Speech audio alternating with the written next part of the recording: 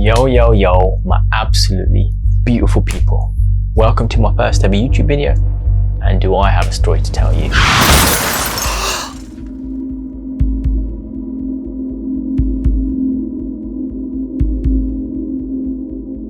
So this incident took place on Friday, 26th of October, 2013. So it's quite a while back, right?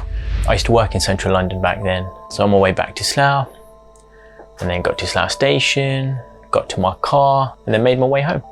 So en route, I was feeling a little peckish. You know me, I'm always hungry, right? So I approached the traffic lights up, 3 tons in Slough. Those of you from Slough would definitely know this. Straight was to go home, but right was food. Right was Farnham Road. So I was thinking, what the hell do I do? But obviously my hunger pangs took over and I took that right turn. But as I took that right turn, I had the worst gut feeling I've ever had in my life. Like something told me you shouldn't have done that. But you know, I'd already taken it and I was hungry, so I didn't think anything of it. So driving down Farnham Road, I was approaching the traffic lights next to McDonald's. So there's a T-junction, and I could hear a car heavily revving.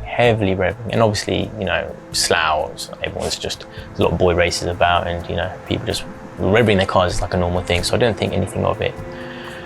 But as I got closer to the lights, I heard the car aggressively revving. So, you know, I really thought, what the hell was this? Where's this coming from? So in the distance, I see a car overtaking other cars. And then it comes over into my lane, heading directly towards me. He was quite a fair way off, so I saw this and I thought, okay, I'm gonna turn and avoid him because he's just gonna go straight. But no, he turns into me. Things just went blank.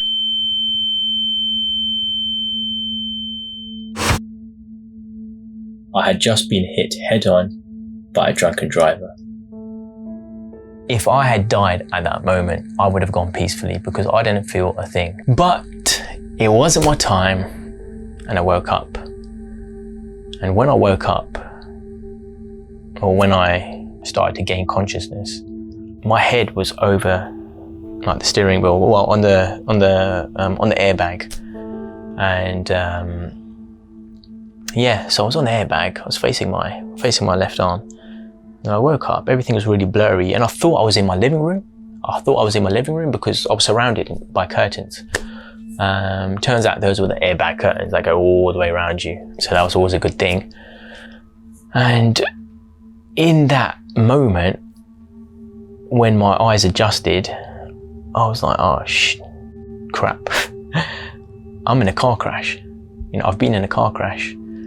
And then, I don't know, I was thinking with such clarity, God knows why. It's probably from all like the Arnie movies I watch, and you know, I'm a big Arnold fan, by the way. So yeah, I was laying on the airbag with my left arm on the gear stick. And the first thing I thought of is, Ash, do not move your neck, because if you sustain spinal injury, moving it could actually further damage it, and you know, I might get paralyzed or something, like, you know, do something to the spinal cord. So I didn't move my neck. I wanted to check how bad things were, so I moved my left hand. So I'm thinking, that's a good sign. I'm not like, you know, I've sustained that bad of damage. And then my left leg, I'm like, okay, we're good.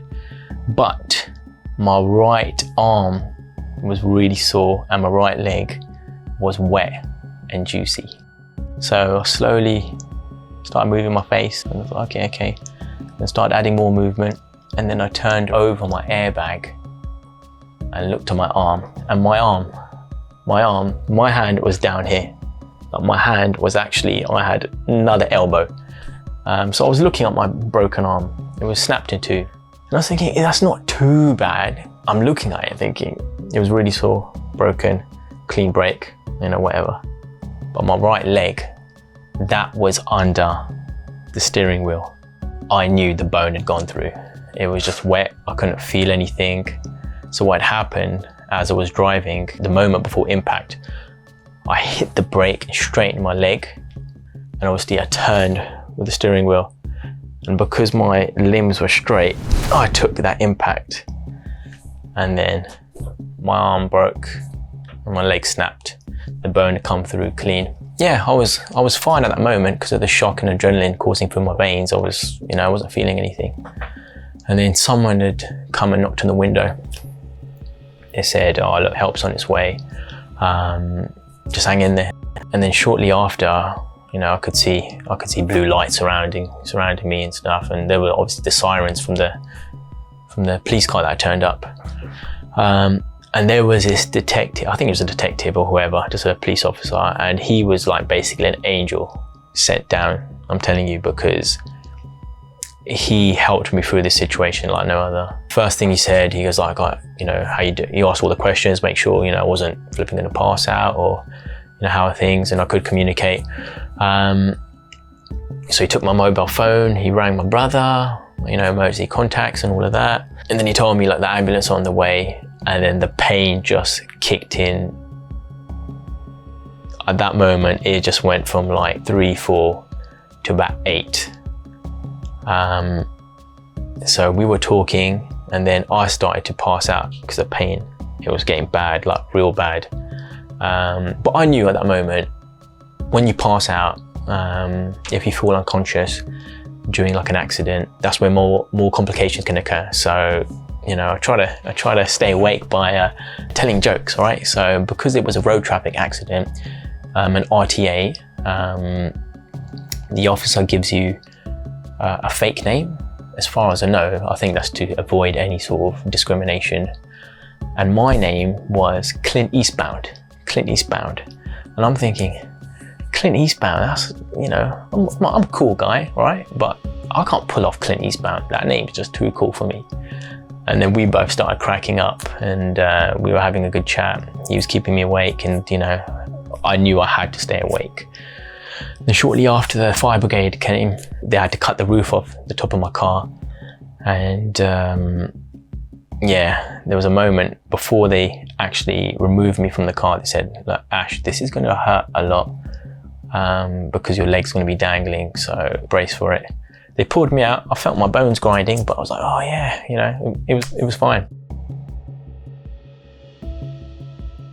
So next thing I know, I wake up in the hospital bed, and when I come to see a doctor, the doctor asked me, "Oh, do you know what's happened? And do you know where you are?" I said, "I think I'm in hospital, and I think I got hit by a car. I was in a car crash."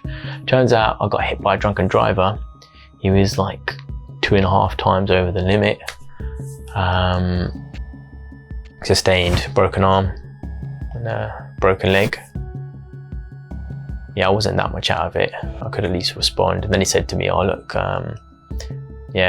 we've cleaned up your arm and leg, patched it up temporarily, ready for the operations."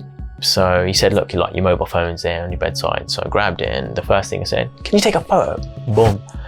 And so he took a picture, and the first thing I did was send it to my boss, saying, "I don't think I'm going to make it to work Monday."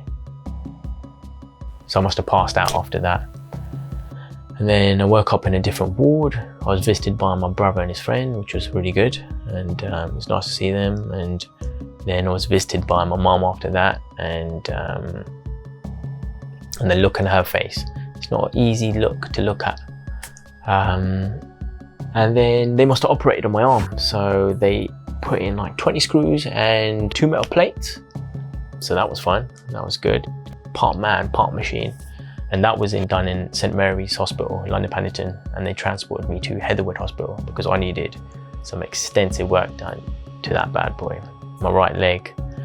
It turns out I had sustained a compound fracture, which means the bone had broken the skin. There were multiple fractures. They gave me a CT scan to check for nerve damage. Yeah, I needed plastic surgery because there was a big hole in my leg. Needed an extra patch of skin, right? So they needed some plastics. But they needed a donor site in order to gain that skin. And there were 3 sites on me. There was my chest, and I didn't want my chest touched. I've been trained and stuff, I like my chest. My bum, You know, I train and stuff. Don't want my bum touched. I like my bum. My upper thigh. I'm not planning to wear any skirts or anything anytime soon, so I thought, why not go ahead, you know, flat part of skin. And yeah, that's the site they chose. I chose, sorry, that was the donor site. And so yeah, went into theatre. I think it was only supposed to be like 4 or 5 hours, but I was there for about 9. And what had happened, I was supposed to be turned around or like moved, and I wasn't moved, and I had sustained nerve damage to my left arm, you know. So I had my right arm that was broken, and I had my left arm that wasn't really working too well. And yeah, they operated on my leg. So I woke up, and I woke up to something out of the Saw movies. It was like a Meccano set. It was crazy, it was mad. Like, how can you comprehend that? And I had something like 17 pins drilled into my leg, holding it together by something called an external fixator. The actual name, I think it's called an Elizarov. It's basically the same principle as a bicycle wheel, you know, spokes holding that wheel together. So yeah, that was pretty mad. Yo, peeps. I'm okay. Yeah, I'm okay. So after that operation, you know, I had to start getting some sort of movement into my leg. Even though my leg was broken, I could still stand on it, and that structure would hold it all together. Mad, I know, but that's what happened. And I wasn't walking on it just yet. Just stretching it for now. And then later on, I was visited by this physiotherapist who wanted me to actually walk. Now all I did was walk from one side of the room to the other and back, and I'm telling you, I was drenched in sweat. It was like running a marathon. It was absolutely, it was hard, real hard. So back onto later that week, post leg op, I had like 17 pins, nuts and bolts in my leg, and my leg was basically a C shape, right? And so what the idea is, over time, they will straighten your leg out until your bones are fully formed and your leg is straight. So a doctor came over and he told me he had to do some adjustments to my leg. He started adjusting it, and it was painful, and he just did what he had to do. I breathed through it. I thought I was fine. I wasn't fine. It was literally like the worst pain of my life, because it didn't hit me suddenly, it crept up on me. When I mean 10 out of 10 pain. And it was so bad, like so bad, I didn't know what to do. Then I hit a moment of clarity, and I pulled out my phone and I started recording myself.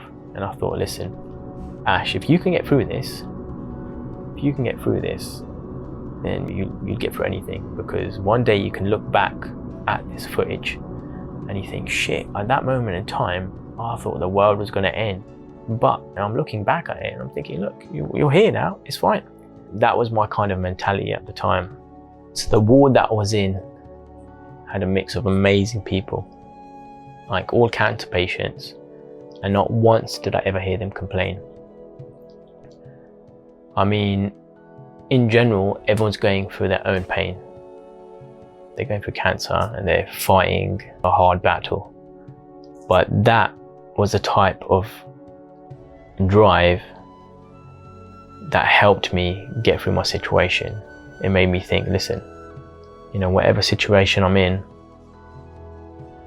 I'm still alive, I'm still breathing, I'm here. So it's a good thing. And this was really important for my mental state, because I had some low points in hospital, and the amount of respect that I have for the nurses, like the selfless care they give you, and the doctors and whatnot. I mean, even at one point, I had a bit of a cry to one of the nurses. Yeah, it was hard. And I don't think I've told anyone that. I mean, anyone. But I guess that's not the case now, so yeah. Being in hospital for a long period of time is never a good thing, as that's usually tied to something quite serious. But my time spent there and the care that I received from the NHS was absolutely amazing. Everyone from the doctors to the nurses, even the porters. And those are the guys who transport your bed from ward to ward, operation theatre, whatever. And I had a laugh with everyone. That's it. On the day of my discharge, one of my best friends came to pick me up. I mean, as a GP, so I was in good hands. I was skinny, I was broken, but I was glad to be leaving the hospital and heading home. So the recovery plan was to build myself back up physically and mentally. I mean, I'm someone with a lot of energy and I think it's important for my mental state. And the effect that I had on my mental state became apparent when I got home. So I had something called talking therapies, which is CBT, cognitive behavioral therapy. And all it was just me talking to someone for my issues, because I was having daymares and it was nice to talk to someone about that. And they measured my level of anxiety and depression. And yes, I was a busted man physically, but mentally it wasn't that bad. But this was mainly due to my friends and family who were around me, and they're the ones who kept me strong. So always grateful for them. So I was being looked after by my family. My mum was my carer, my brother was helping out, and my downstairs living room had turned into my bedroom. All I was doing was going from the sofa to the bathroom and back. And that was my life, coupled with visits to the hospital for the next 8 months.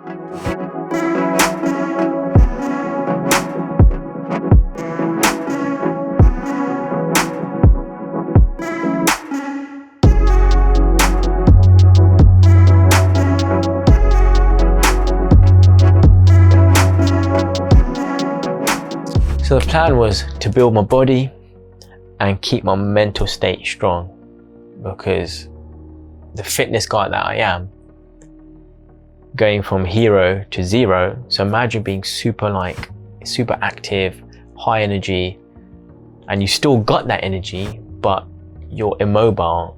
I couldn't even wipe my ass back then. Couldn't even turn the light switch off. I have always been or tried to be a positive person and a positive influence on my life and in the lives of others. And it's easy to preach, right? If you talk the talk, you got to be able to walk the walk. Otherwise, there's no substance to you. But what do you do when you hit an overwhelming obstacle? You got to practice what you preach, right? And that's what it comes down to.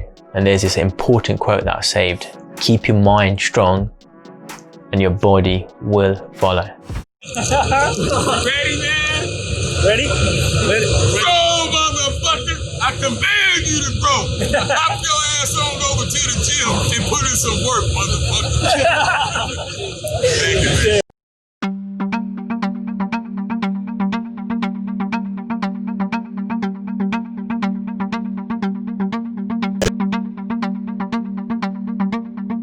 The doctors did tell me that you probably won't be able to run again properly, and you probably won't be able to squat properly, because the way your arm and legs are, it's just highly unlikely.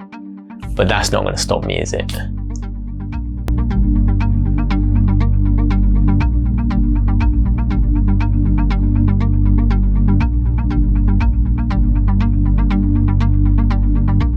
After 8 months, my bones had fused enough in order to remove that damn leg cage.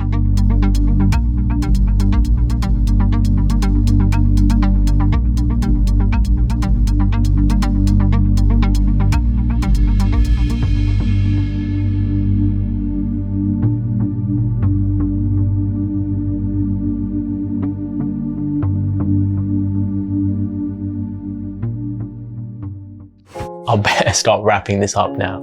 The main incentive of this video was to share a large part of my experience with the world. And if that could help or inspire just one person, then all of this was worth doing. Big shout out to everyone who was there for me, friends and families. I mean, your darkest time will reveal who's actually there for you. And you know who you are. I know who you are. And I can never thank you enough. I'll never be able to repay you back.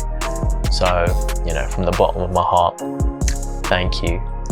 And to the NHS staff, thanks for fixing my arm and leg and putting me back together. I can't thank you enough. So a big shout out to that. This is only a rough summary of what actually happened. There's a lot more to it. So this is the video that will be launching my YouTube channel. So let's see what happens with that. If anyone needs any advice, and even if you just want to say hi, feel free, shoot me a message, DM, whatever you need to. And you remember when the doctor said I probably won't be able to run again properly? Well, let's just see about that.